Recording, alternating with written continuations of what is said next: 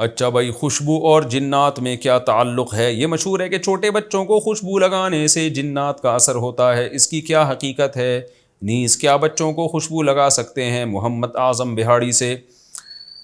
میرے علم میں ایسی کوئی بات نہیں ہے کہ خوشبو کی وجہ سے جنات آتے ہیں، اور بچوں کو خوشبو لگانا فی نفسی ہی تو جائز ہے، لیکن کہیں فتنے کا اندیشہ ہو۔ آج کل آپ کو پتہ ہے ہومو سیکشولیٹی کا بڑا رواج پڑ رہا ہے، تو اگر کوئی بچہ بہت خوبصورت ہے، احتیاط کی وجہ سے خوشبو نہ لگائی جائے تاکہ یہ گندے مزاج کے گندے پلید جو لوگ ہوتے ہیں وہ مائل نہ ہوں ان کی طرف، تو احتیاط کا تقاضا یہ ہے کہ چھوٹے بچے کو نہ لگائیں، لیکن جنات کا اس سے کوئی تعلق نہیں ہے۔ جہاں تک ہمارے پاس جنات کی رپورٹیں ہیں، وہ رپورٹ تو یہی ہے کہ جنات بدبو اور ان چیزوں سے متاثر ہوتے ہیں، ان کی طرف مائل ہوتے ہیں، فرشتے خوشبو سے متاثر ہوتے ہیں۔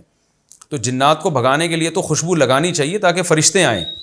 حدیث میں آتا ہے، آپ صلی اللہ علیہ وسلم نے فرمایا، تم نماز کے بعد جب تک اللہ کا ذکر کرتے ہو فرشتے وہاں موجود ہوتے ہیں، تمہارے لیے دعا کرتے ہیں، لیکن اگر آپ کے پیٹ سے ہوا خارج ہو گئی، اسمیل آنے لگی، تو فرشتے بھاگ جاتے ہیں۔ تو بدبو سے فرشتوں کو نفرت ہے، اور جنات تو شیاطین ہوتے ہیں، ان کے بارے میں مجھے رپورٹ نہیں ہے، میرا کبھی جنات سے سلام دعا ہوئی تو میں اس کے بعد بھی اگر زندہ رہا تو پھر انشاءاللہ آپ کو بتا دوں گا کہ جنات کو خوشبو سے محبت ہے یا بدبو سے۔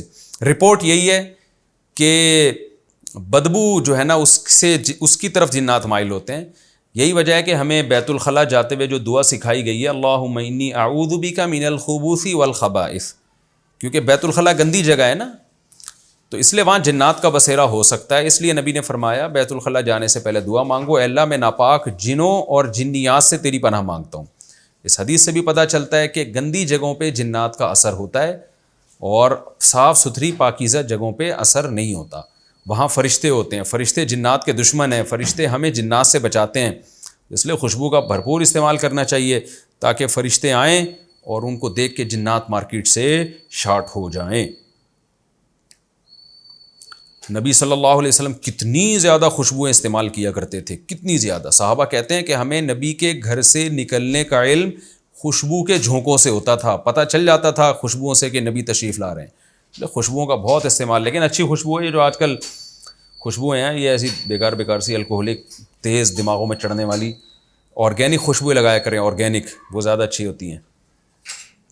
جسم پر ٹیٹو بنانا، یہ ٹیٹو کا لفظ ہے کیا ہے؟ یہ جو بناتے ہیں نا وہ گندوا دیتے ہیں، ٹیٹو ہے ٹیٹو ہم تو بناتے ہی نہیں، اس لیے ہمیں پتہ بھی نہیں ہے کیا۔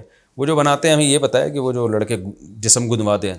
کچھ لوگ جسم کی کھال میں نام وغیرہ جیسے جسے ٹیٹو بھی بولتے ہیں، ٹیٹو بولتے ہیں، لکھتے ہیں۔ اس پر وضو اور غسل کا کیا حکم ہے؟ نوید صاحب سعودی عرب سے۔ حرام ہے، نبی صلی اللہ علیہ وسلم نے لعنت فرمائی ہے جسم گندوانے والوں پر۔ یہ عرب میں بھی رواج تھا، جسم کھدوا کے نا اس میں بھر دیتے تھے، تو حرام ہے، کبیرہ گناہ ہے، لعنتی عمل ہے، تو اس میں وضو بھی نہیں ہوتا، لیکن آسانی سے ہٹانا ممکن ہو تو۔